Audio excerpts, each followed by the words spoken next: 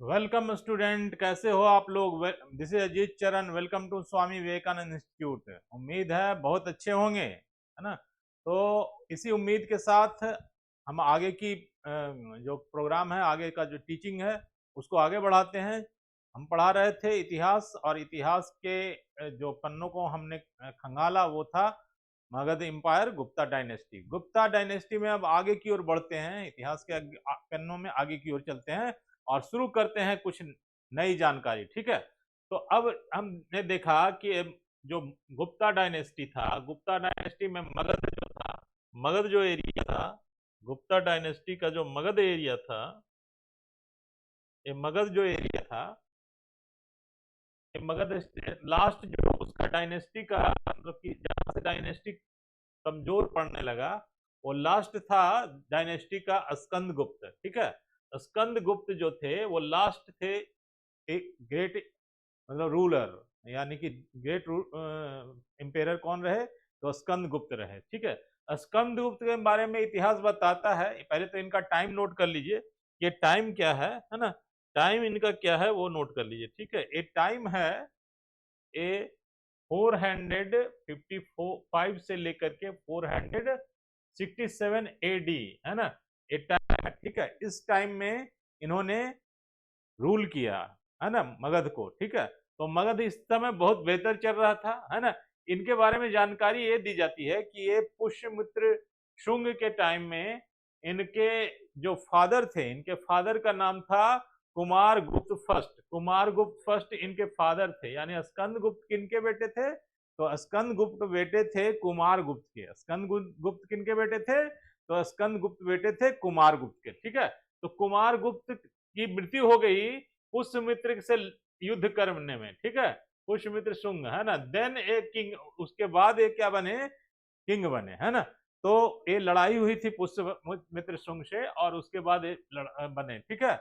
इन्हें जो गुप्त काल में एक बहुत बड़ी उपाधि दी जाती है, एक उपाधि होता था विक्रमादित्य या क्रमादित्य, दोनों, विक्रमादित्य या क्रमादित्य। तो विक्रमादित्य की उपाधि इन्हें भी मिली, क्रमादित्य की भी उपाधि इन्हें मिली। ठीक है। ये अच्छे सक्सेसफुल रूलर माने जाते हैं उस एम्पायर के। ठीक है। और इस समय से ही क्या हुआ कि इनके टाइम से ही जो मगध था ना, मगध डिक्लाइन की ओर चलने लगा। मगध में धीरे धीरे शक्ति मगध की कम पड़ने लगी। ठीक है। तो ये लास्ट ग्रेट वॉरियर थे, मतलब ग्रेट मतलब एम्पायर थे, एम्पेयर थे उस टाइम के, ग्रेट एम्पेयर थे उस टाइम के, यानी कि गुप्त वंश के लास्ट अगर ग्रेट एम्पायर की बात करते हैं तो स्कंद गुप्त का नाम आता है। समझ में आ रही बात, समझ में। अब इसको देखिए कि ये पूरा एक फोटो है उसी काल का बनाया हुआ है, पेंटिंग है। इस पेंटिंग में ये दिखाया गया है कि ये हमारा मगध है, ये एरिया मगध है, और इस मगध में क्या हो रहा है, पूरा डिक्लाइन हो रहा है, यानी कि कहीं पर आक्रमण दिखाई जा रहा है, कहीं कुछ दिखाया जा रहा है, यानी ये है ना, मतलब कि कहते हैं डूम्स डे। तो डूम्स डे की शुरुआत होने लगी, यानी मगध में स्कंद गुप्त के बाद हम कहें तो दिन खराब आने लगा, अच्छे दिन चले गए। ठीक है। अब चलते हैं, आगे बढ़ते हैं, आगे बढ़ते हैं, और है ना, स्कंद गुप्त के बारे में थोड़ी सी जानकारी और दे दें कि स्कंद गुप्त एक ग्रेट इनको क्यों कहा जाता था, क्यों इसको इनको विक्रमादित्य कहा जाता था। थोड़ी जानकारी है, जानकारी ये है, आप इसमें थोड़ा मुझे लिख कर बताना पड़ेगा कि क्योंकि इसमें जो पिक्चर्स वगैरह है वो क्लियर नहीं है। ठीक है। तो मैं लिख करके थोड़ा बता देता हूं कि जानकारी क्या है। ठीक है। जानकारी ये है कि ये इनके टाइम में, यानी ये इनको कहा जाता है कि ये स्कंद गुप्त है। ठीक है। तो इनके टाइम में, स्कंद गुप्त के टाइम में हूंस, है ना, लिख देते हैं हूंस, HUNS, हूंस। हूंस के कौन है, तो हूंस वो लोग थे जो चाइना के साइड से भी जो लोग आते हैं ना, उन्हें हूंस, हून प्रजाति एक थे, एक नस्ल था जिनको हून कहा जाता था। तो ये हूंस जो थे ना, ये उस समय हूंस जो थे अट्रैक्ट करते थे पूरे एशिया में, और ये हूंस क्या करते थे, सारे एशिया के हर पार्ट में हूंस ये इन्वेजन करते थे। ठीक है। तो हूंस के समय क्या हुआ कि इन्होंने हूंस को खदेड़ भगाया, जब इनके इनके ऊपर, यानी कि स्कंद गुप्त हैं, इनका नाम क्या है, स्कंद,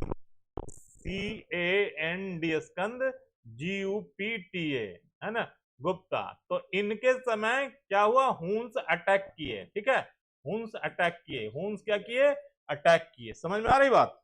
तो इन्होंने क्या किया, उसको भगाया, है ना। 5th सेंचुरी के टाइम में ये बात हो रही, कब, 5th सेंचुरी, यानी 5th सेंचुरी, सेंचुरी यानी 5वीं शताब्दी की बात हो रही है, 5th सेंचुरी की बात हो रही है, ठीक है। और हुंसों को खदेड़ भगाया, और इसीलिए इनको सेवियर ऑफ इंडिया कहा जाता है।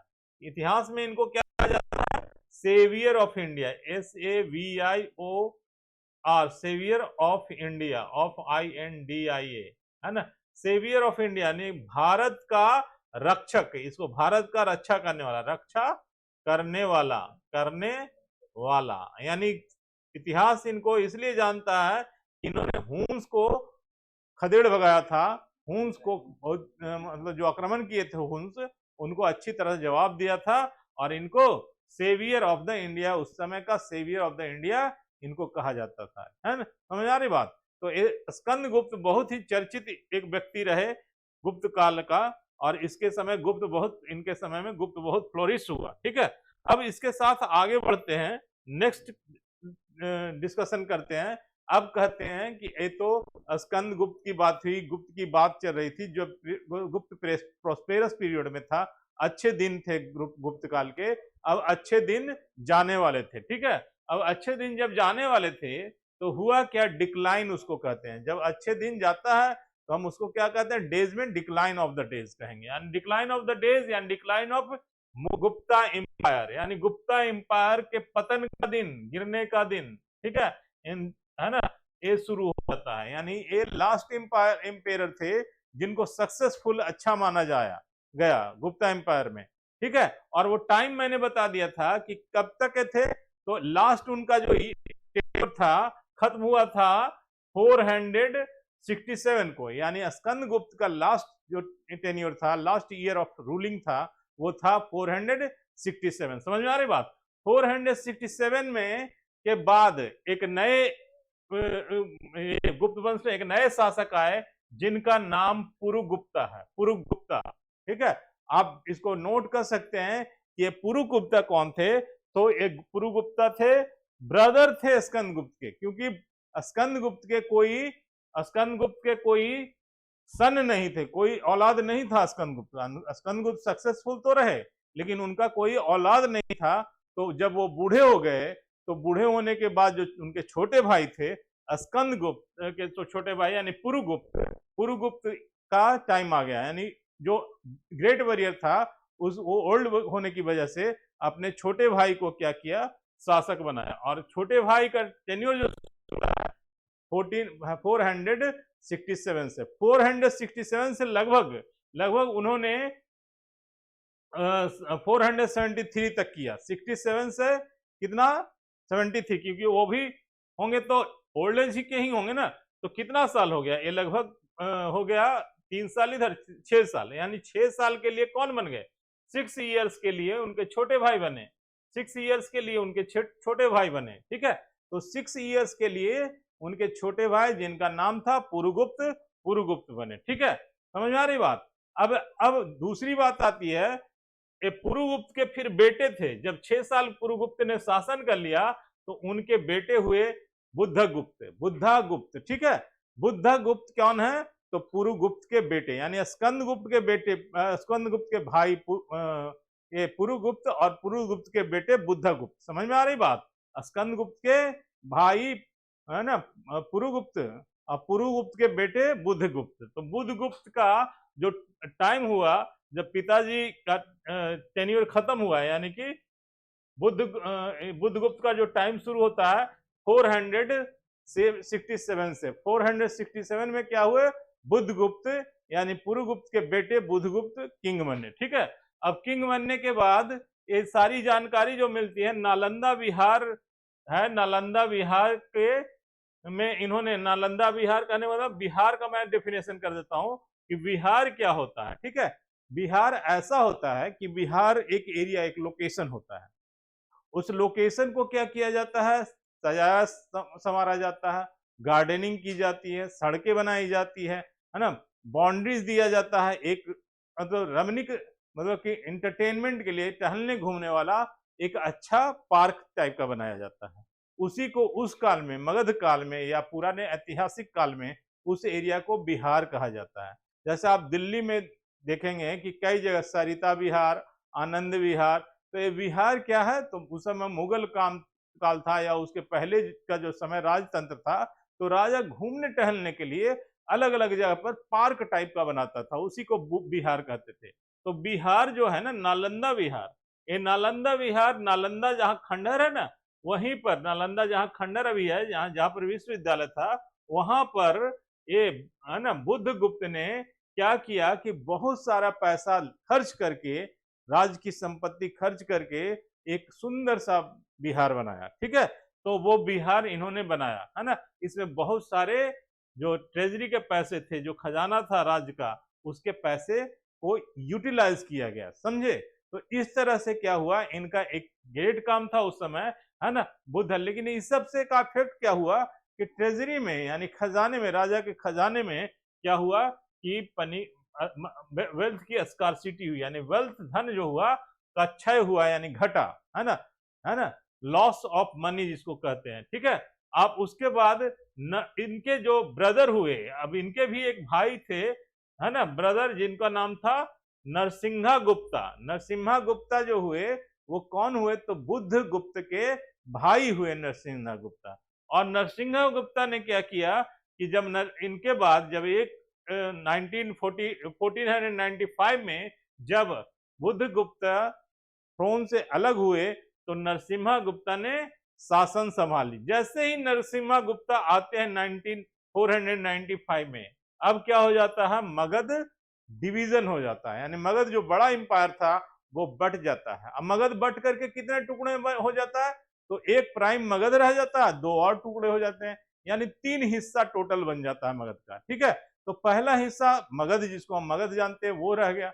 दूसरा हिस्सा को मालवा कहा जाता है, मालवा। और तीसरा, जिसे आज बांग्लादेश या वेस्ट बंगाल जो कहते हैं, वो तीसरा हिस्सा हो जाता है। यानी डिवाइड होकर के क्या हुआ इनके टाइम में, यानी ये सब का किनके टाइम में हुआ, नरसिंह गुप्ता के टाइम में। तो नरसिंह गुप्ता में 3 डिवीजन हो गया। नरसिंह गुप्ता रह गए किसके, तो जो मूल मगध था उसके शासक कौन रह गए, नरसिंह गुप्ता, है ना।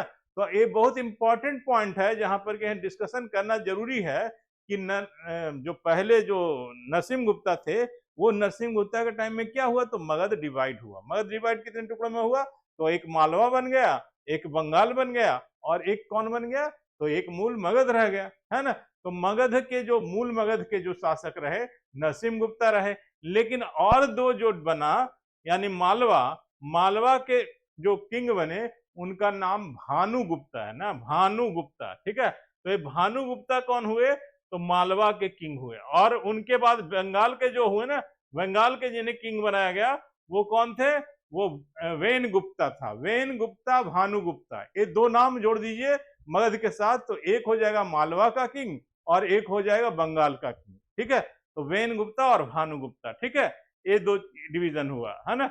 इसके बाद क्या हुआ कि जो पीरियड है आगे बढ़ा, और आगे बढ़ते बढ़ते बढ़ते बढ़ते क्या हुआ कि फिर अंतिम जो शासक जिसे माना जाता है वो वहां तक पहुंच गया। तो अगर मगध के दो अंतिम शासक की चर्चा होती है, एक मगध जो मूल मगध था, जो डिवीजन होने के बाद भी मगध बना हुआ था, उसके शासक, लास्ट शासक, और एक जो पूरे तीनों मगध को मिलाकर के जब मगध साम्राज्य बोला जाता था, तो उसके लास्ट शासक। तो अब पूछा जाता है इतिहास में कि लास्ट शासक कौन था, तो दो बातें आती है, एक तो मूल मगध जो रह गया था उसका लास्ट शासक, या पूरे मगध का लास्ट शासक। तो पूरे मगध को अप्रूव्ड करके जो नाम दिया जाता है कि पूरे मगध का कौन है और वो टाइम कौन सा था, तो पूरे मगध का विष्णुगुप्त के नाम से एक शासक बने, जो जिनका टाइम था 540 से लेकर के 550, यानी 10 साल इन्होंने शासन किया था। कौन थे, विष्णुगुप्ता, जिनको कहा जाता पूरे मगध के सबसे लास्ट के शासक थे। पूरे मगध में मैं बात कर रहा हूं, तो 3 मगध का ही 3 हिस्सा आ जा रहा है, एक मगध मूल, और दूसरा बंगाल, और तीसरा मालवा। तो और अगर बात की जाती है कि मगध एम्पायर के लास्ट शासक, तो मगध जो मूल बच गया था ना, उसके लास्ट एम्पायर। तो उसके लास्ट एम्पायर कौन रहे? तो उनके लास्ट एम्पायर का नाम था कुमार गुप्त थर्ड। ठीक है, तो कुमार गुप्त थर्ड कौन थे? मूल मगध के लास्ट एम्पायर। और पूरे मगध के लास्ट एम्पायर किनको कहेंगे? तो पूरे मगध के लास्ट एम्पायर विष्णुगुप्त थे। तो ये पीरियड सारा इतिहास में नोट कर लीजिए, इससे एक क्वेश्चन आता है। ठीक है, एक एक नंबर का क्वेश्चन जीके वेस्ट आ जाएगा। ठीक है, अब यहाँ से थोड़ी सी आपको सहायता मिल जाएगी कि ये देखिए, मैच कर लीजिए इसको टेन्योर की, किन किस शासक का कैसा कैसा टेन्योर है। इसको मैं एक बार एक कर देता हूँ, बोल देता हूँ, डिक्टेट कर देता हूँ। ठीक है, आप चाहें तो इसको नोट कर सकते हैं। ठीक है, तो मैं बताता हूँ वही सारी चीजें कि पुरुगुप्ता का मैंने क्या कहानी बताया। तो ये ब्रदर थे किसके? तो स्कंद गुप्त के ब्रदर थे। इनका टाइम क्या था? तो इनका टाइम जब स्कंद गुप्त का लास्ट पीरियड था, वहां से लेकर के लगभग 5-6 साल तक की जो टाइम रहा, यानी कि 467 से लेकर के 473 तक। उसके बाद दूसरा क्या हुआ? दूसरा कुमार गुप्त सेकंड का टाइम आया, है ना, कुमार गुप्त सेकंड, है ना, कुमार गुप्त सेकंड की टाइम आई। कुमार गुप्त सेकंड का टाइम जो हम डिस्कस कर रहे हैं 473 से लेकर के, एक और बीच में आए थे 473 से लेकर के 76 तक, यानी 3 साल के लिए एक और आए थे, जिनकी चर्चा यहाँ नहीं की गई है। इसको भी नोट कर लीजिएगा, कुमार गुप्त सेकंड के नाम से 3 साल के लिए, 3 इयर्स के लिए आए उसी डायनेस्टी में। इनकी ज्यादा चर्चा नहीं होती है, 3 साल इन्होंने शासन किया। ठीक है, अब आगे हम चर्चा करते हैं उसके बाद बुद्धगुप्ता। तो बुद्धगुप्ता फिर आ गए, कौन थे? तो ये बेटे थे उनके, है ना, पुरुगुप्ता के बेटे थे। और पुरुगुप्ता कौन थे? तो भाई थे स्कंदगुप्त के। तो स्कंदगुप्त के बेटे भाई पुरुगुप्त, और पुरुगुप्त के बेटे बुद्धगुप्त, है ना, बुद्धगुप्त। तो बुद्धगुप्त के जो इंफॉर्मेशन मिलता है उसमें दिखाया जाता है कि इनका जो टेन्योर था 467 से लेकर के 95 तक रहा, यानी 76 से 95 तक। लगभग कितना हो गया? 4 साल इधर और 15 साल, 15 4 19 साल इन्होंने शासन किया। ठीक है, उसके बाद जो होता है मगध का डिवीजन होता है। तो मगध के डिवीजन यानी 495 में क्या हो जाता है? मगध बढ़ जाता है। मगध 3 टुकड़ों में बढ़ जाता है, एक मालवा हो जाता है, दूसरा बंगाल हो जाता है। समझ में आ रही बात? तो मालवा, बंगाल और मगध। ठीक है, मालवा यहां पर डिवीजन हो जाता है, मालवा, बंगाल और मूल मगध, MAGADH। ठीक है, तो यहां से डिवीजन हो जाता है। एक टाइम रखिएगा 495, यानी 500 से 5 साल कम। ठीक है, इसके बाद क्या आता है? भानुगुप्ता। भानुगुप्ता किनको कहा जाता है? तो नया मूल मगध के कौन रह गए थे? तो मूल मगध के रह गए थे जो मूल ये थे नरसिम्हा गुप्ता। तो नरसिम्हा गुप्ता को क्या, जो मूल मगध था, ये सारा इंफॉर्मेशन कहां से मिल रहा है? तो शिकरा कैलेंडर है, उसमें सारी जानकारी दी हुई है। ठीक है, समझ में आ रही बात? तो ये इसमें इसका मूल मगध के मूल शासक का, यानी मूल शासक का नाम जरूर याद रखिएगा, और फिर बंगाल का और मालवा का। ठीक है, तो मालवा का क्या हो गया, मालवा के क्या हो गया, बंगाल के कौन हो गए। ठीक है, समझ में आ रही बात? तो मालवा का मैंने बता दिया कि मूल मगध के नरसिम्ह गुप्ता थे, और मालवा के कौन हो गए? तो मालवा के भानुगुप्ता, और जो बंगाल बना उनके वेन गुप्ता। ठीक है, समझ आ रहे? तो यहाँ पर भानुगुप्ता, वेन गुप्ता का टाइम दिया हो, वेन गुप्ता के कब से रहे, उसके बाद ये भानुगुप्ता कब रहे। ठीक है, और मूल जो नरसिंह गुप्ता थे वो कब रहे। ठीक है, ठीक है, तो ये सारा टेन्योर डिस्कस हो गया, है ना। अब विष्णु गुप्ता की भी चर्चा हमने कर दिया कि विष्णु गुप्ता क्या थे? तो लास्ट अप्रूव्ड शासक थे, है ना। थर्ड कौन थे? तो कुमार गुप्त थर्ड जो थे वो मूल मगध के लास्ट, मतलब कि मूल मगध जो थे, मूल मगध था उसका लास्ट शासक था। तो दो बातें आती है, मूल मगध का लास्ट शासक और एक पूरे मगध का लास्ट शासक। पूरे मगध तीनों, यानी मालवा का, बंगाल का और मूल मगध का, ये तीनों को मिलाकर लास्ट शासक। तो पूरा हमने डिस्कशन कर दिया, फिर से रिवीजन कर दिया। आप इसको नोट कर लीजिए, नोट करके आप इसको एक लिस्ट बना करके रख लीजिए कि ऐसे ऐसे शासक शासन था। यानी कि इस तरह से कब तक की इंफॉर्मेशन हमें मिल गई 550 तक, यानी कि मगध का 550 ईस्वी तक का इतिहास हमने डिस्कस किया। अब इससे आगे की ओर बढ़ते हैं, देखते हैं क्या है इसमें। ठीक है, अब ये चीजें देखिए कि मगध इंपायर था जो कितना बेहतरीन इंपायर था, कितना मतलब ये था, मतलब सिस्टम था, कितना पायस था, कितना लोगों का बिलीव था, कैसे किंग का बिहेवियर था, ये सारी चीजें बता रही है। हिंदुस्तान में खड़ी ये इमारतें सारी कहानी कह रही है, ठीक है। ये कहानी है, देखिए एक ही टाइम में कितनी मंदिरें बन रही थी, ठीक है। ये मंदिर जो देख रहे हैं, गया, बोध गया, जो बिहार में बोध है ना, वहां जाएंगे जहां पर भगवान बुद्ध को एनलाइटमेंट मिला था, यानी भगवान बुद्ध को जहां ज्ञान की प्राप्ति हुई थी, तो वहां पर माना जाता है कि वो बहुत पायस प्लेस है। वहां पर उनको पूरे ब्रह्मांड का रहस्य पता चला और लोगों को उन्होंने बाद में ज्ञान दिया, तो व्यक्ति बहुत इंपॉर्टेंट थे। तो वो इसी पेड़, यहीं पर पीपल का पेड़ था, और पीपल के पेड़ के पास वो साधना किए, और साधना के बाद उन्हें ज्ञान आया। तो वहां पर बुद्ध काल में यानी गुप्त काल में ये मंदिर बनाई गई। देखिए इसका आर्किटेक्चर कितना अच्छा है। मूल रूप से जब ये मंदिर बनी थी ना, तो उसे बुद्ध गुप्त काल से पहले भी बनी थी। ये मंदिर और भी पहले बनी थी, लेकिन उस समय क्या था कि ईंट जो थे ना, पक्की ईंटों से बनाया गया था, मिट्टी के ईंटों से। फिर उसका क्या हुआ, जिसको आजकल कहते हैं ना रिनोवेशन, तो रिनोवेशन किया गया, जो अशोका किए थे, सम्राट अशोका, है ना, जो कि गुप्त का सम्राट अशोका कर दिए थे, है ना, सम्राट अशोका, ASHO के, है ना। तो ये मौर्य टाइम में क्या हुआ, ये बना था, है ना, और गुप्त नहीं, मौर्य सम्राट रिनोवेशन किए, और इससे क्या हो गया कि एक खूबसूरत सी मंदिर, जो किसके लिए, किस धर्म के लिए, हिंदू के लिए नहीं था, ये किसके लिए था, ये बौद्ध धर्म के लिए बना। ठीक उसी तरह देखेंगे कि उसी पीरियड में एक और मंदिर आपको मिलेगा, जो जैन धर्म, जो कि जैन धर्म ज्यादा प्रचार प्रसार में नहीं आ रहा था, फिर भी उस धर्म की रिस्पेक्ट के लिए ये सुंदर सी मंदिर बनाई गई जैन धर्म के लिए, ठीक है। ऐसे कई मंदिर जैनों के लिए बनाया है, कई महलें बनी है, वो मैं सब आगे पिक्चर में कुछ दिखाऊंगा। ये एक दो मंदिर की बात नहीं है, पूरे भारत में ऐसे कई मंदिर मिलेंगे जिसमें जैन, बुद्ध, है ना, हिंदू, सब सारे धर्मों का बड़ा बड़ा एरिया में बड़ी बड़ी इमारतें बनाई गई, ठीक है। ये जो मंदिर देख रहे हैं, ये जो तस्वीर देख रहे हैं, ये तस्वीर को में भगवान विष्णु का तस्वीर है, भगवान विष्णु का मंदिर है। इसको दशावतार के नाम से, दशावतार टेम्पल, इसका नाम क्या है, 10 अवतार,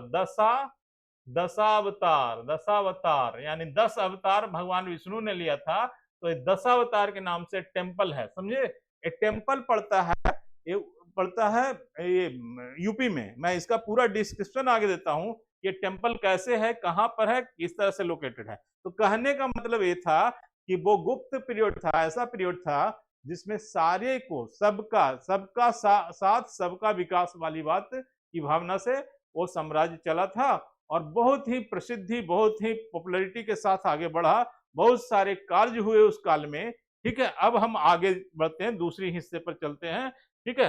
अब डिस्कशन करते हैं कि क्या गुप्ता डायनेस्टी के बारे में कुछ बातें, है ना, गुप्ता डायनेस्टी के बारे में। ये देखिए जैन, उसी टाइम में जैनियों का ये पूरा सा महल है ना। इसका पूरा नाम मैं बताता हूं, क्या क्या है, इसका नाम क्या है।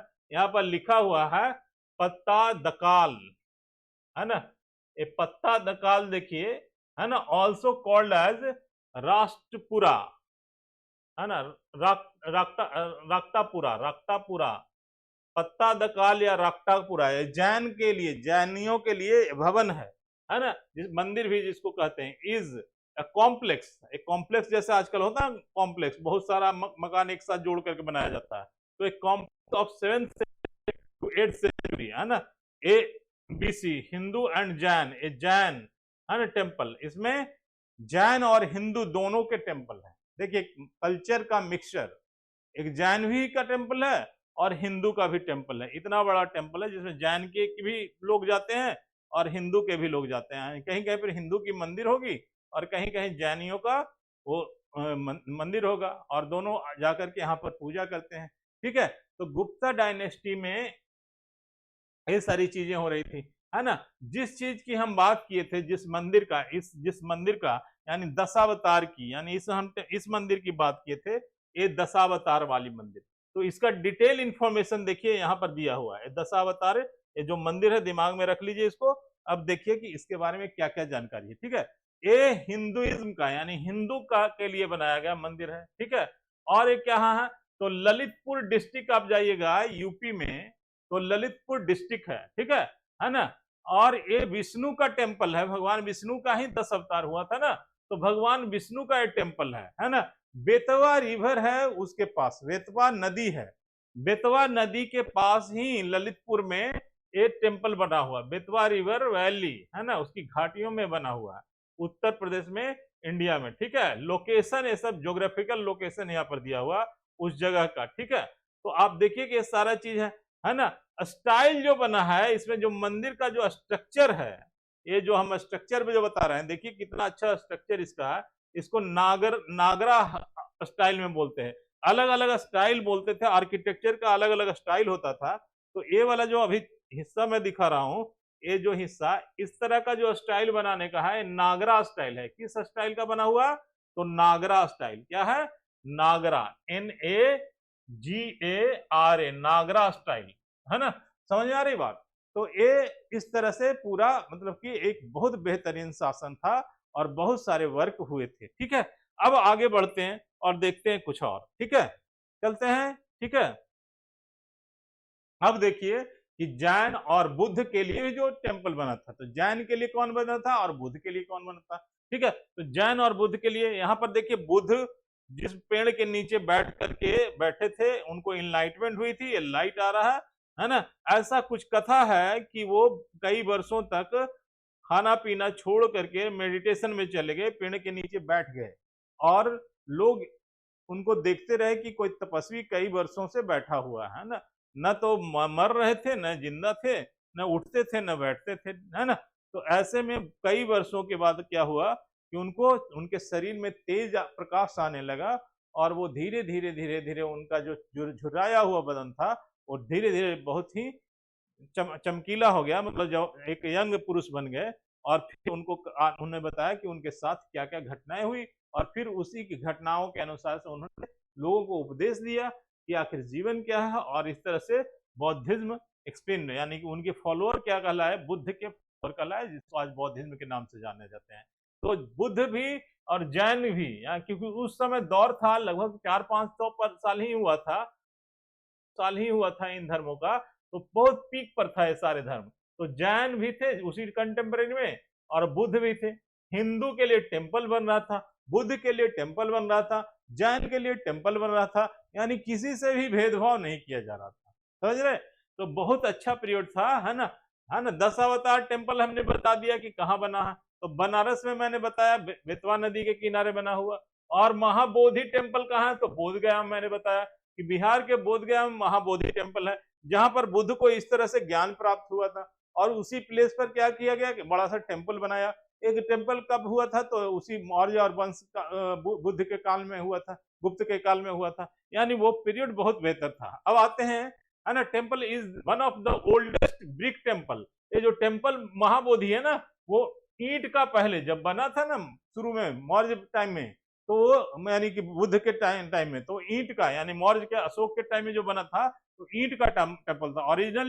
ओरिजिनल स्ट्रक्चर लेटर रिप्लेस, या इसका ओरिजिनल जो आकार था ना, बाद में हटाया गया। ठीक है ना। Was built by the Mauryan emperor Ashoka. ये जो बना था वो टाइम नोट कर लिए गए कि अशोका के टाइम में ईंट का बना था, है ना। ये टाइम था 238 बिफोर कॉमन एरा, यानी जब अशोक थे ना, अशोक के टाइम में ये टेम्पल बनाया गया था, क्योंकि अशोक बुद्धिस्ट हो गए थे ना बाद में। तो जब बुद्ध धर्म अपना लिए, तो उन्होंने भगवान बुद्ध के लिए एक टेम्पल बना दिया, है ना। उसी को महाबोधि टेम्पल कहते हैं। One of the Buddhist most important proto proselytes, proselytes उसको कहते हैं जिससे कि मन बहलता है। जैसे कि मंदिर में जाओ तो खुशी मिलती है, यानी बहलाने फुसलाने वाली चीजों को हम क्या कहते हैं? प्रोसेलाइट्स कहते हैं। तो ये प्रोसेलाइट्स के टाइप पर ये जो मंदिर आप देख रहे हैं, कौन सा मंदिर?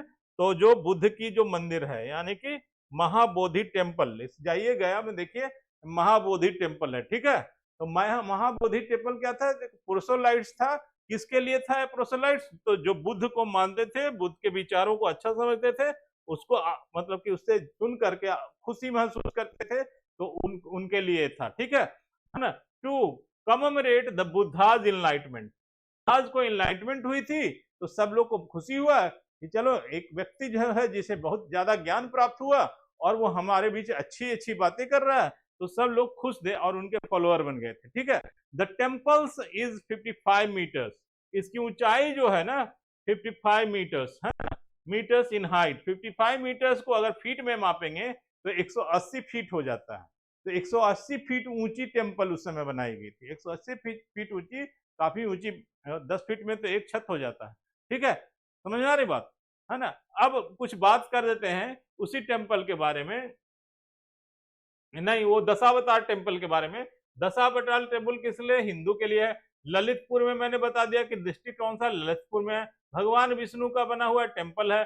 बेतवा नदी के किनारे बनाया हुआ है। बेतवा वैली में नदी किनारे जो घाटी है उसमें बनाया हुआ। उत्तर प्रदेश जगह है, इंडिया में आता है। लोकेशन मैप का ये है, ठीक है। नागरा स्टाइल है। ये सब पहले मैंने डिस्कस कर दिया है। और इसका टाइम जो था 500 बिफोर कॉमन एरा था। तो इस तरह से हमने पहले ही बता दिया था किसके बारे में, उस टेम्पल के बारे में जो हिंदुओं के लिए बना था। फॉर हिंदूज HINDU, हिंदूज, जिसको हम कहते हैं दशावतार टेम्पल। क्या कहते हैं? Dashavatar, Dashavatar temple TMPL। तो ये जानकारी जो दिया हुआ है कि हिंदुइज्म के लिए बनाया गया, ललितपुर में है ना विष्णु का टेम्पल, बेतवा नदी वैली में उत्तर प्रदेश में है ना, और इसका स्ट्रक्चर नागरा। इतना चीज आप याद रखिएगा क्योंकि इससे क्वेश्चन पूछ सकता है, बहुत इंपॉर्टेंट है। ठीक है, समझ में आ रही बात? ओके, नाउ नेक्स्ट इसके आगे बढ़ते हैं और देखते हैं कि क्या है इसमें। ठीक है, अब देखते हैं कि गुप्ता पीरियड धीरे धीरे क्या हुआ, कमजोर होने लगा। ठीक है, यानी डिक्लाइन होने लगा। समझ में आ रही बात? गुप्ता क्या हुआ? डिक्लाइन होने लगा। ठीक है, अब इसमें आते हैं जो डिक्लाइन के जो दौर होता है ना, उसमें बहुत सारे लोगों की नाम आती है। ठीक है, अब इसमें नाम आता है क्या कि ए डिक्लाइनेशन के बाद का फेज आया, यानी कि डिक्लाइनेशन जब हुआ तो अब इसमें डिक्लाइन होने के बाद, यानी डिक्लाइन हो चुका। अब क्या हुआ कि इतने वंशों के बाद क्या हुआ कि गुप्ता का लास्ट जो मैंने बता ही दिया कि लास्ट जो कुमार गुप्त थे, कुमार गुप्त थर्ड थे, और कौन था वो जो मूल रूप से जो थे वो विष्णुगुप्त थे। तो उस लास्ट एम्पायर बने। अब उसके बाद का जो दौर रहा ना 100 साल, वो 100 साल जहां तहां से किंग बनने लगे, मतलब कि कोई राजवंश डायनेस्टी नहीं था वो, है ना। तो उसमें बहुत सारे किंग की चर्चा आती है, जिसमें एक आता है कृष्णन गुप्ता। कृष्णा या कृष्णन जो भी है लिखा हुआ, यहाँ पर लिखा हुआ कृष्णा, तो आप इसी को मान लीजिए कृष्णा गुप्ता। ठीक है, तो कृष्णा गुप्ता का जो टाइम था ना 500, यानी कि वो सब जो लास्ट हो गया ना गुप्त वंश में, तो उसके बाद एक कृष्णा गुप्त बने। 500 से लेकर पूरे 100 साल का ये चलता रहा, ये लोग का ग्रुप चलता रहा। इसके भीतर कौन कौन आए? तो हर्ष गुप्ता एक आए, है ना। उसके बाद जीवित गुप्ता एक आए। उसके बाद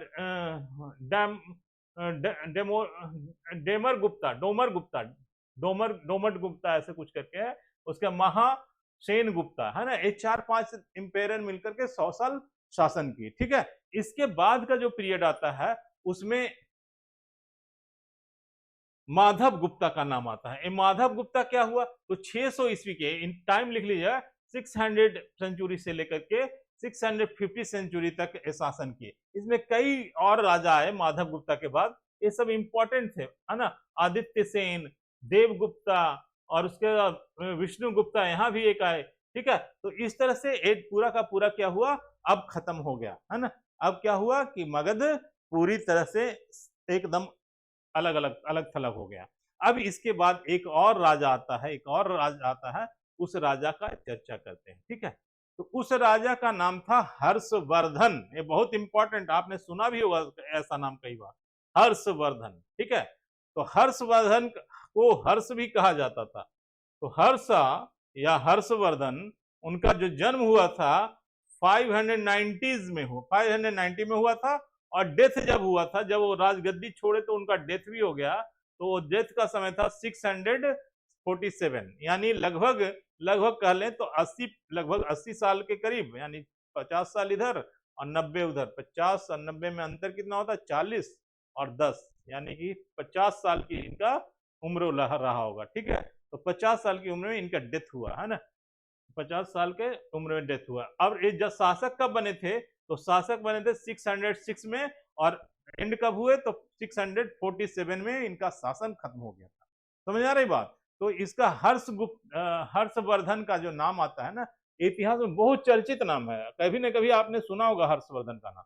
ठीक है, तो हर्षवर्धन, ठीक है, हर्षवर्धन का जो एरिया था नॉर्दर्न, है ना, नॉर्दर्न इंडिया फ्रॉम, है ना, ए इम्पेयर थे, लार्ज इम्पेयर था, ruled large empire in northern India. इनका नॉर्दर्न इंडिया से फैला हुआ था, साउथ में ज्यादा इनका एरिया कवर कर चुके थे, है ना।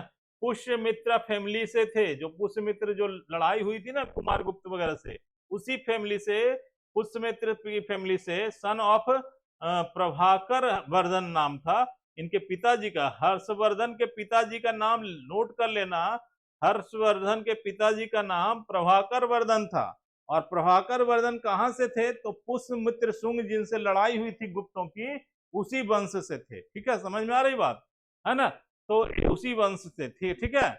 इन्होंने बहुत बड़ा काम किया था, यूनिफिकेशन का काम किया था। यूनिफिकेशन का मतलब होता है एकीकरण। एकीकरण का मतलब होता है कि एक ऐसी पॉलिसी बनाई जाए जिससे बहुत सारा लैंड एरिया एक ही रूल में आ जाए, एक ही तरह के सिस्टम ऑफ लिविंग में आ जाए, ठीक है। तो उसे कहते हैं यूनिफिकेशन, है ना। भारत के इतिहास में भी यूनिफिकेशन हुआ, विश्व के इतिहास में भी यूनिफिकेशन हुआ, है ना। जब भारत आजाद हुआ तो यूनिफिकेशन ही एक मुद्दा था कि पूरे राष्ट्र को कैसे एक किया जाए, इसके लेकर के यूनिफिकेशन किया गया। और जिनके में हम चर्चा करते हैं सरदार वल्लभ भाई पटेल, उनके नेतृत्व में सबसे आगे बढ़कर के आए।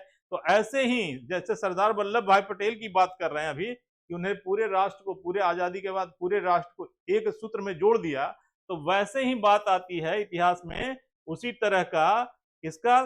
तो इनका बात आता है हर्षवर्धन का। हर्षवर्धन ने भी क्या किया कि साउथ और नॉर्थ के लोकेशन को एक यूनिफिकेशन बनाया और जोड़ करके एक साम्राज्य बना लिया, एक एरिया बना लिया, ठीक है। इसमें सेंट्रल इंडिया को जोड़ा और नॉर्थ इंडिया, चूंकि नॉर्थ इंडिया शुरू से मगध था ही, तो उसमें नॉर्थ इंडिया और सेंट्रल इंडिया ना मध्य प्रदेश वाला एरिया वगैरह, उसको कवर करके पूरा एक यूनिफाइड स्टेट बनाया फिर से मगध को, है ना। और इसमें जो अगला, इसमें के जो मोस्ट इंपॉर्टेंट व्यक्ति हैं इसमें बाणभट्ट, है ना। बाणभट्ट का अक्सर चर्चा आ जाता है इतिहास में कि बाणभट्ट के क्या थे। ये सब क्वेश्चन बहुत इंपॉर्टेंट है, पूछता है, हिटिंग क्वेश्चन है, ठीक है। तो बाणभट्ट जो है 17th सेंचुरी में संस्कृत के प्रोज और पोएट्री लिखने वाला, यानी ये राइटर थे। हमेशा राइटरों की चर्चा, लेखकों की चर्चा क्यों आती है इतिहास में, क्योंकि ये सब स्कॉलर होते हैं ना। तो ये स्कॉलर ही तो पॉलिसी बताते हैं, ये स्कॉलर ही तो सारी बातें राजा को गाइड करते हैं। ये तो बहुत चीजों चीजों को पहले ही अनुमान लगा लेते हैं, इसलिए हमेशा ये दरबार में स्कॉलर्स रहते हैं, है ना। तो संस्कृत के लिखने वाले स्कॉलर जो हर्षवर्धन के टाइम थे, बाणभट्ट, हर्षवर्धन और बाणभट्ट, एच और बी याद रखना, हर्षवर्धन और बाणभट्ट, ठीक है। तो हर्षवर्धन संस्कृत में कविताएं लिखते थे एंड पोएट्स लिखते थे। ही वाज द अस्थाना कवि, अस्थाना कवि उनके नाम से उनको कहा जाता था कोर्ट में, ये अस्थाना कवि है, यानी हर्षवर्धन उनको अस्थाना कवि कहते थे in the court of the emperor Harsha. Harsha के इम्पेरर में उनको अस्थाना कवि के नाम से जाना जाता था। हु रेंड यानी शासन किया, जब तक हर्षवर्धन का शासन रहा तब तक ये वहां साथ में रहे। एंड, है ना, बिफोर यानी कॉमन एरा में, यानी कि 606 से लेकर के 647 तक ये हर्षवर्धन उनके साथ है। फ्रॉम द संथा विश्वारा एंड लेटर कुंजा, कुंज बाद में संथा विश्वारा गए और कुंज तक ये साथ साथ चले, ठीक है। इनका जन्म जो हुआ था ना, आज जिसको छपरा जानते हैं ना, छपरा के में इनका जन्म हुआ था, बिहार में छपरा है, छपरा में इनका जन्म हुआ था बाणभट्ट का, है ना। और इनकी नेशनलिटी और इनके बच्चों का कुछ नाम भी दिया हुआ है ना, जिसमें ये सब तो क्वेश्चन नहीं आ सकता, लेकिन सुन लीजिए। भुवनेश्वर नाथ दत्ता था, भुवनेश्वर भट्टा था, ठीक है, इनके बच्चों का नाम। तो बाणभट्ट के बच्चे भुवनेश्वर भट्ट, ठीक है। तो ये सारी जानकारी आपको मिल गई। अब जानकारी आती है वो सारी, वो पिलर का जो मंदिर है दशावतार, उसकी जानकारी है। दशावतार इसकी चर्चा हम कर चुके थे कि नागरा स्टाइल में है, और ये कहाँ उत्तर प्रदेश में है, कहाँ है बेतवा नदी के किनारे है, कहाँ है ललितपुर डिस्ट्रिक्ट में है, इनका है तो विष्णु का है, ठीक है। तो ये सारी चर्चा हो गई। अब जो बाणभट्ट जो बुक्स जो लिखे थे, उस बुक्स को एक बार देख लीजिए। ये बुक्स है हर्ष चरिता, यानी हर्षवर्धन के कहानी गाथा को इस बुक में लिखा गया है। इसको हर्षचरिता के नाम से वानभट्ट का लिखा हुआ है। क्वेश्चन एकदम इंपॉर्टेंट है, बहुत इंपॉर्टेंट, 100 बार नहीं 1000 बार रिपीट की हुआ है इतिहास में के क्वेश्चन में कि हर्षचरित के राइटर कौन है, तो वानभट्ट, ठीक है ना। हर्षचरित कहानी है हर्षवर्धन, राजा हर्षवर्धन के जीवन का, ठीक है, समझ में आ रही बात। उसके बाद 2-3 और बुक था इनके टाइम में, तो एक थी कादम्बनी, कादम्बनी भी वानभट्ट ने, यानी हर्षचरित्र और कादम्बनी, ये 2 बुक तो इंपॉर्टेंट है ही, ये दोनों बुक वानभट्ट ने ही लिखी थी। और एक और बुक था वानभट्ट ने जो लिखा था, वो बुक था चरुता इफ भथा, ऐसे करके इसका कुछ नाम है। इस बुक को देख लिया, जो 2 पॉपुलर यही है, कादम्बनी और हर्षचरित्र, ये 2 इंपॉर्टेंट था। इसकी चर्चा बहुत कम होती है, ऐसे मैंने बुक दिखा दिया, ठीक है, समझ आ रही बात। तो ये सारे चीजें हो गई। अब इसके बाद आगे बढ़ते हैं, ठीक है। आगे अब चर्चा आती है कि इस वंश के बाद, यानी कि जब हर्ष वंश नहीं था, हर्षवर्धन एक राजा थे, तो हर्षवर्धन के बाद फिर मगध में कौन आया, ठीक है। अब मगध में आती है हर्षवर्धन के बाद वाली किंग की बारी। तो बाद में एक डायनेस्टी आती है ना। एक डायनेस्टी का टाइम देख लीजिए, यहाँ पर एक टाइम दिया हुआ है, ठीक है। एक टाइम है 443 से लेकर के 753 तक, लगभग 110 साल, 110 ईयर्स। ये डायनेस्टी कितनी दिन चली, तो 110 ईयर्स, 110 साल। 110 साल कौन सा था, तो चालुक्य इसे कहते हैं, चालुक्य, चालुक्य, चालू याद रखना, चालू से चालुक्य याद रहेगा, चालू, चालुक्य, ठीक है। तो चालुक्य डायनेस्टी आया। बाद classical Indian dynasty. Classical Indian किसको कहते हैं, तो क्लासिकल इंडियन वो इंडियन को कहते हैं जो पूरे इंडियन है, यानी कि पूरे इंडियन स्टाइल में जीना खाना जिसका होता है, जो मूल रूप से यहीं के हैं। जैसे साउथ में चले जाओ तो सब क्लासिकल इंडियन है, ठीक है। तो क्लासिकल, क्योंकि वो अपनी एक माइंडसेट, एक विचार से जीते हैं, तो उसको क्लासिकल इंडियन कहते हैं। तो चालुक्य वंश भी इसी तरह से क्लासिकल इंडियन माइंडसेट का वंश था, ठीक है। तो क्लासिकल इंडियन है ना dynasty that ruled a large part of the southern central India. तो ये साउथर्न और सेंट्रल इंडिया, ये नक्शा बना हुआ है कि ये साउथ इंडिया से लेकर के यहाँ पर मेन महाराष्ट्र तक, मध्य प्रदेश तक, ये जो एरिया है, इसमें चालुक्य डायनेस्टी था, है ना। चालुक्य का डायनेस्टी था, ठीक है।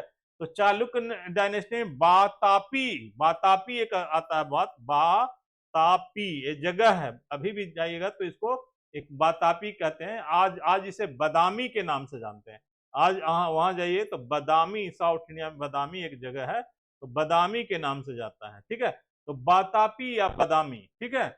एस्टेब्लिश किंगडम, यानी चालुक्यों ने अपना राजभवन बनाया, वो कहाँ बनाया, तो बातापी, या आज उसको बादामी के नाम से जानते हैं, वहां बनाया ये डायनेस्टी, ठीक है ना। और ये कब से कब तक, तो ये लंबे समय तक शासन किए, ये पूरा डायनेस्टी लंबे समय तक 110 साल तो शासन किया, है ना, सेंट्रल इंडिया, है ना। और उसके बाद भी इस राजवंश में आगे कोई नए नए वंश आते रहे और बढ़ता, लेकिन डायनेस्टी का टेन्यूर था 500 से लेकर के 753, तो 210 साल, 110 साल नहीं बल्कि 210 साल हो गया, 210 साल, मैं 110 साल गलत बोल गया, है ना।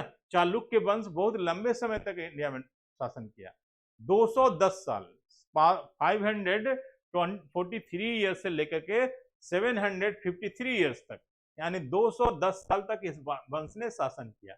और इसके जो पॉपुलर राजा थे ना, पुलकेशिन, ये वो ही चर्चा आता है, ये भी चर्चित नाम है, पुलकेशिन। पुलकेशिन चालुक्य वंश के जो इंपेरर थे उनका नाम था क्या, पुलकेशिन, ठीक है ना। तो पुलकेशिन, पुलकेशिन ने ही वापति में अपना जो बनाया था ना, किंगडम का बनाया था, राज घराना बनाया था, यानी महल बनाया था। ये देख लीजिए, उसी राज घराने का फोटो है, ये बापाती में पड़ता है, ये पूरा महल है जहां पर चालुक्य वंश के लोग रहते थे, ठीक है, समझ में आ रही बात। कितना सुंदर सा महल है, भारत में देखो एक से एक राजाओं का किला और महल है, समझ में आ रही बात।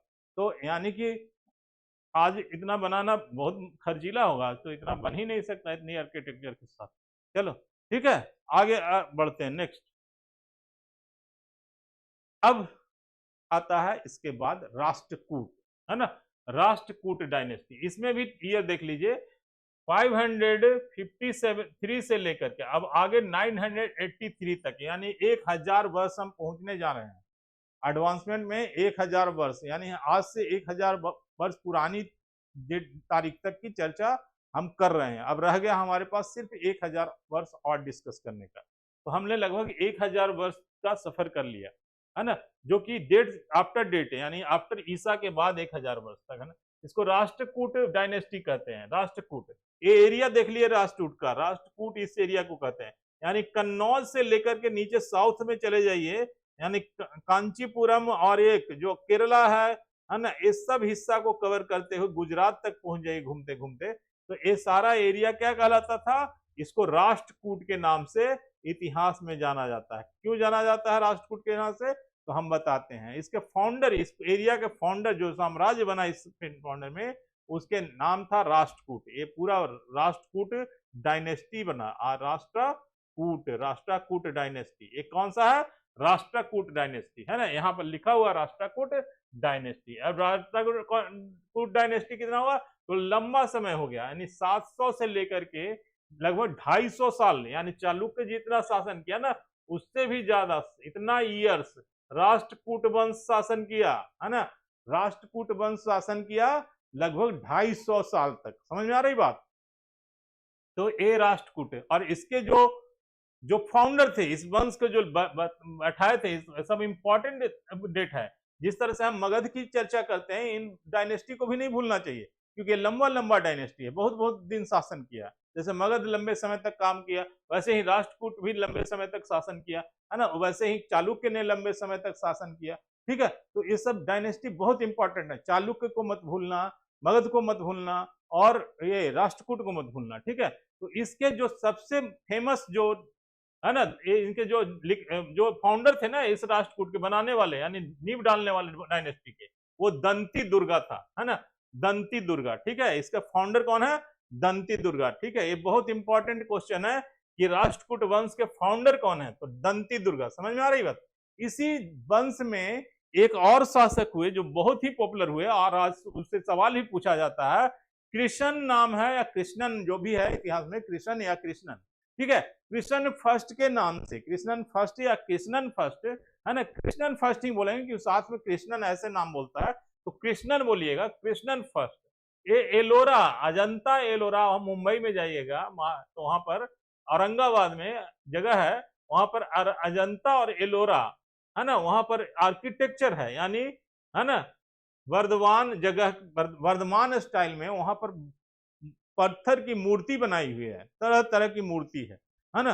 तो वो मूर्ति जो बनी हुई है ना, वो कल्चरल मूर्ति है, जो कि द्रविड़ियन स्टाइल का है, यानी कि उसमें बहुत सारी ऐसी चीजें हैं जो कि एक फैमिली जाकर के नहीं देख सकता, है ना।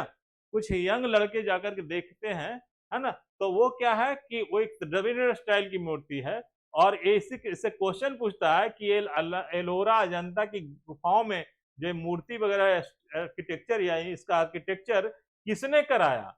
तो ये बहुत इंपॉर्टेंट क्वेश्चन है। राष्ट्रकूट वालों ने कराया, और उसमें जो सबसे जो फेमस थे, कृष्ण फर्स्ट, उन्होंने कराया था। बिल्डिंग एलिफेंटा, हाथी का मुंह है बना हुआ, और उसके आगे एलिफेंटा वो गुफा के टाइप से है, ठीक है। वहां पर ये सारी जानकारी है। और इनका टाइम नोट कर लीजिए, मैंने पहले भी टाइम नोट करा दिया कि 553 से 982 या 83 कॉमन एरा तक। समझ में आ रही बात? तो यहाँ पर भी ये रिपीटेड है, दो जगह ये डेट रिपीटेड है। डेट बहुत इंपॉर्टेंट है, इतिहास में डेट ही तो इंपॉर्टेंट होता है। Was the royal Indian dynasty, ये बहुत अच्छा डायनेस्टी था, बहुत समृद्ध था, बहुत पैसे वाले थे, ruling large part of the Indian सब कॉन्टिनेंट। ये पूरा हिस्सा जो था ना, ये हिस्सा पर शासन कर रहे थे राष्ट्रकूट वाले, लंबा हिस्सा कवर कर लिए थे, है ना, सब कॉन्टिनेंट, ठीक है, between the 16th to 10th century, ठीक है। तो ये सारी जानकारी आपको मिल गई। देखिए उसी का तरह का अजंता एलोरा टाइप का कहीं और भी मंदिर बनाया हुआ है, ऐसे मंदिर बनाया हुआ है, एक महल बनाया हुआ है। इसमें आर्किटेक्चर तो देखिए, इसका आर्किटेक्चर दूर से ही देख के लग रहा है कितना ज्यादा इस पर आर्किटेक्चर है, पत्थरों का बनाया हुआ है, इतना बड़ा, मतलब कि चैलेंजिंग है, साधारण लोग इसको बना नहीं सकता। इसमें हजारों हजार लेबर लगेंगे, और हजारों हजार महीना साल लग सकता है, ठीक है, इतना बेहतर आर्किटेक्चर है, ठीक है, समझ में आ रही बात। तो ये सारी चीजें हो गई, है ना। अब इस नक्शा को देख लीजिए, यहाँ पर देखा है राष्ट्रकूट का कैपिटल कहाँ था, यानी राजधानी कहाँ, तो राष्ट्रकूट का राजधानी देख लिए मयंका मयंक मान्या खेता के नाम से राष्ट्रकूट का राजधानी था, है ना। राष्ट्रकूट एम्पायर है, पूरा ब्लू पिंक से देख रहे हैं एम्पायर है, ठीक है, समझ में आ रही बात। तो ये सारी चीजें कवर हो जाती है। तो इस तरह से हमने देखा कि पूरा हिंदुस्तान जो था वो गुप्त काल और गुप्त काल के बाद जो एम्पायर जो आए वो कौन कौन सा एम्पायर आया, तो एक आ गया राष्ट्रकूट जो बड़ा एम्पायर, चालुक्य जो बड़ा एम्पायर, तो इन सब एम्पायर को हमने डिस्कस कर दिया। अब आगे हम इतिहास के पन्नों की ओर आगे बढ़ेंगे, जिसमें हम चर्चा करेंगे कि कैसे आगे कुछ राजवंश डायनेस्टी आई और उसके बाद सातवीं जो 700 ईयर्स था उसमें कैसे कैसे इन्वेजन हुआ, है ना, मोहम्मद गोरी कैसे आया, फिर मुसलमानों का जो युग आया भारत में वो किस तरह से आया, और पूरा जो टेन्योर रहा उस टाइम में कौन कौन से डायनेस्टी शासन किया, लास्ट डायनेस्टी मुगल तक चलेंगे, जहां से आपका मेडाइवल हिस्ट्री खत्म हो जाएगा, ठीक है। तो अब तक हम लोग जो चर्चा कर रहे थे एशियंट हिस्ट्री की चर्चा कर रहे थे, यानी इतनी चर्चा शुरू से जो क्लास हुई वो क्लास किस चीज का था, एंशियंट हिस्ट्री का। अब हम चलेंगे मेडाइवल हिस्ट्री में एंटर करेंगे, और मेडाइवल हिस्ट्री से होते हुए जब 1700 में बहादुर शाह जफर खत्म हो की कहानी खत्म होगी, उसके बाद शुरू हो जाएगी हमारी स्टोरी इंडिया की, जो स्लेवरी का जो टाइम था अंग्रेजों का, और फिर के बाद आफ्टर इंडिपेंडेंस इंडिया, है ना। तो इस तरह से पूरा इतिहास धीरे धीरे कवर करेंगे, है ना। तो अब क्वेश्चन हम आप लोग को बना के कुछ मेल वगैरह करेंगे, ठीक है, जहां तक मैंने पढ़ाया उन चीजों को तो क्वेश्चन करेंगे। कहने का मतलब ये है कि ये जो पढ़ाई है ना, तो उसको करने के लिए आप क्या कीजिए कि अच्छे से नोट्स बनाइए, है ना, नोट्स बनाइए और नोट्स बना करके उसका रिवीजन करते रहिए। तो इस तरह से आप जब करेंगे तो ये सारी चीजें याद रहेगी, है ना।